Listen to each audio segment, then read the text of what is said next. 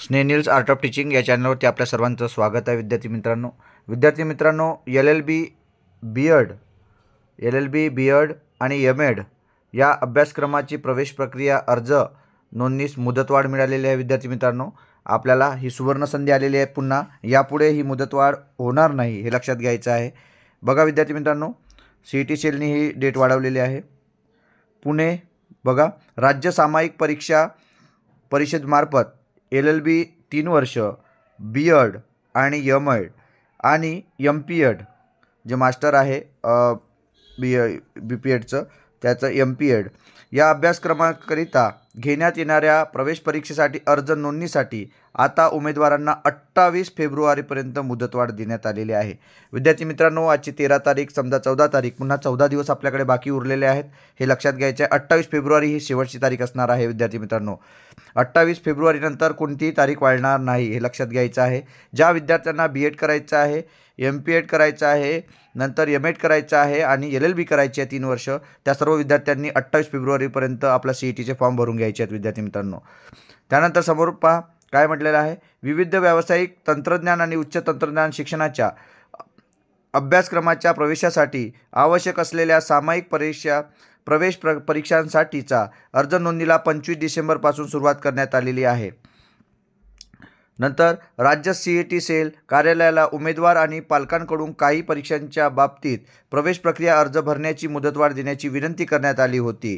त्या अनुषंगाने उमेदवाराच्या शैक्षणिक हिताचा विचार करून संबंधित अभ्यासक्रमासाठी ऑनलाईन नोंदणी अर्ज भरण्यासाठी मुदतवाढ येण्याचा निर्णय घेण्यात आलेला आहे. अर्ज नोंदणीसाठी यापूर्वी देण्यात आलेली तारीख ही 10 फेब्रुवारी होती, म्हणजे 2 ते 3 दिवसापूर्वीपर्यंत होती. परंतु पालकांच्या विनंतीनुसार ही डेट वाढवण्यात आली आणि पुन्हा यांनी डेट ही जी आहे ही 18 दिवस त्यापासून वाढवलेली आहे. हे लक्षात घ्यायचं आहे.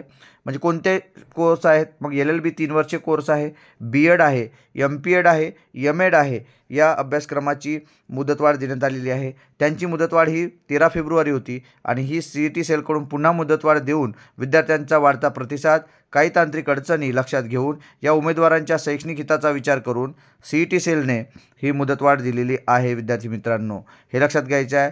CET सेल gov.in वर जाऊन आपल्याला फॉर्म भरायचा आहे. हे लक्षात घ्यायचं आहे.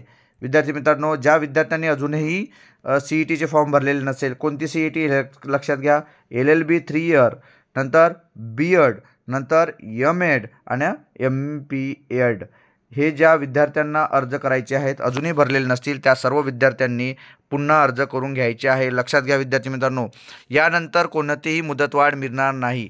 अधिक माहितीकरता तुम्ही आपल्याला संपर्क साधू शकता. आणि जे मोफत जे संधी म्हटलं मी विद्यार्थी मित्रांनो, आपल्याला जे सांगितलेले आहे मोफत राहण्याची आणि खाण्याची व्यवस्था आणि प्रवेश शुल्क नाही, याकरिता तुम्ही स्नेनिल्स आर्ट ऑफ टीचिंग या व्हॉट्सअप ग्रुपला जॉईन व्हा. विद्यार्थी मित्रांनो, आपल्या संपूर्ण ज्या काही मोफत शिक्षणाच्या संधी आणि GR या सर्व गोष्टी आपल्यासाठी मदत करण्यासाठी आम्ही तत्पर आहोत. त्याकरिता आपण आमच्या चॅनललाही सबस्क्राईब करा आणि आपल्या या ग्रुपलाही जॉईन व्हा, जेणेकरून तुमच्या जे काही पैसे असणार आहे ते सुद्धा वाचणार आहे आणि आपल्या इतर मित्रांचे सुद्धा पैसे वाचणार आहे. त्याकरिता आपल्याला जॉईन होणं गरजेचं आहे. विद्यार्थी मित्रांनो, आपल्याला ही माहिती कशी वाटली हे कमेंट बॉक्समध्ये नक्की कळवा आणि माझ्या या व्हिडिओला लाईक करा आणि सबस्क्राईब सुद्धा करा. धन्यवाद.